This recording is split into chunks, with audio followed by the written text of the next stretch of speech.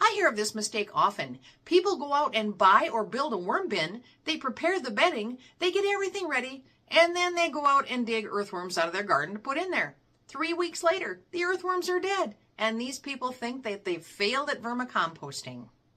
They didn't fail. They just had the wrong species. There are over 6,000 types of earthworms on this planet, and only a handful work for composting bins. Let me show you exactly which ones to get to be successful. For the species of worms, you need red wigglers, Eisenia fetida, also called red worms, tiger worms, or manure worms. This is the standard for vermicomposting. Why red wigglers? Because they produce rapidly. They double their population every 60 to 90 days. They also thrive in confined bins. Red wigglers tolerate crowding. They process organic matter quickly. They can handle temperature fluctuations.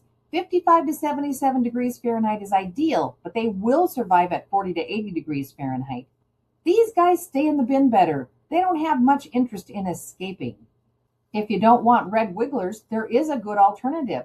That's European Nightcrawlers, or Eisenia hortensis. They're larger than red wigglers. These worms reproduce more slowly. They produce bigger castings. For the north where I am, they're better for colder climates. Here are the wrong species. Don't use the following. 1. Common garden earthworms, Lumbruscus terrestris. These are deep burrowers that need deep soil, not bins. They'll probably die in a worm bin. 2. Random bait worms. Unless you verify the species, you don't know what you're getting. Number 3. Worms from your garden or lawn. They're the wrong species and won't survive. This is how to identify red wigglers. They sport reddish-brown color with yellow or tan bands. The length is 2 to 3 inches when they're mature. They get active and wiggly when disturbed. They have a striped appearance. That is why they're called tiger worms, and a slightly flattened body. Where should you get worms? You've got 3 main options. Option 1, online worm farms. Buy from established worm suppliers. You get healthy worms of verified species. Here is a list of reputable sellers.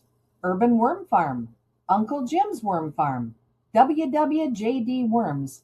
I have affiliate links in the description for you to have a look at all of these. The cost is around $60 to $70 per pound plus shipping.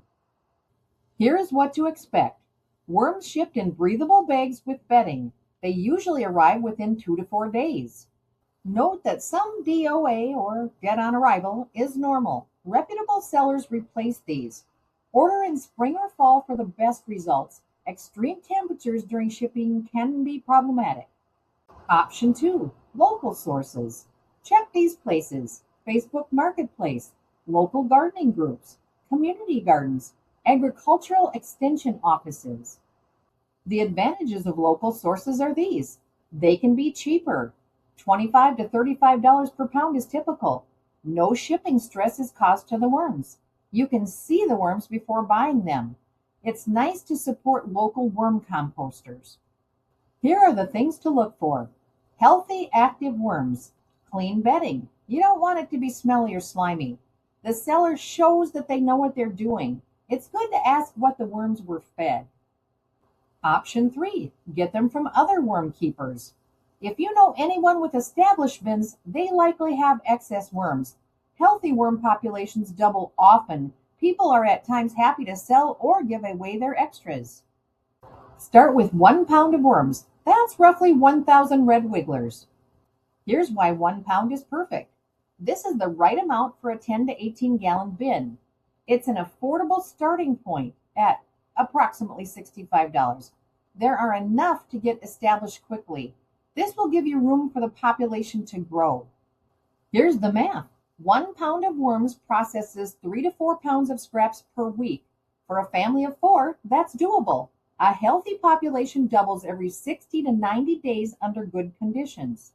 Here's the population growth timeline. If you start with 1 pound or 1,000 worms, in 3 months, you'll have approximately 2 pounds or 2,000 worms. In 6 months, 4 to 8 pounds, 4 to 8,000 worms. And in 1 year, you might be advertising on Facebook with more worms than you need. Here's a tip for newbies. Don't start with too many. Starting with 2 to 3 pounds won't speed things up much. The bin needs time to establish its microbial ecosystem. Let your population grow naturally to match your feeding rate. Conversely, don't start with too few. Less than half a pound or 500 worms takes too long to establish. You'll be waiting 6+ months for decent casting production. Here's what to do when your worms arrive. Inspect them immediately. Some dead worms are normal, that's 5 to 10%, so keep that in mind. Living worms should be active and moving. The bedding should be moist, not soaking.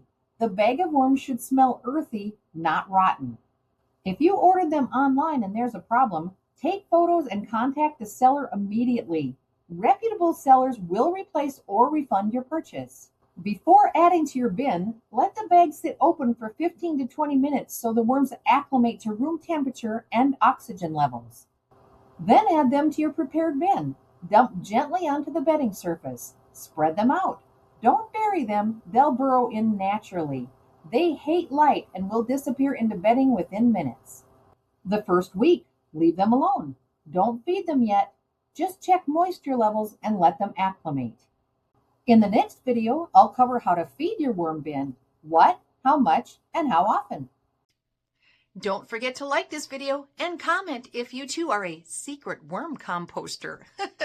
Also, look at the affiliate links if you're interested. Until next time, let's get growing. Our future worm castings.